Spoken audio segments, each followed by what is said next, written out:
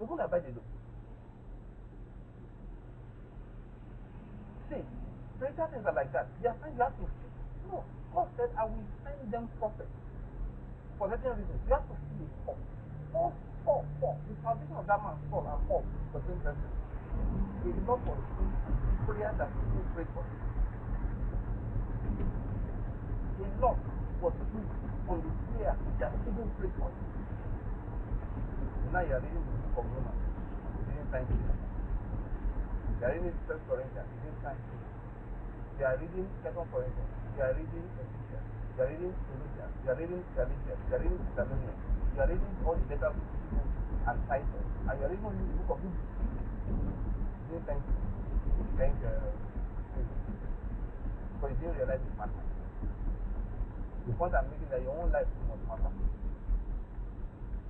There's something like this.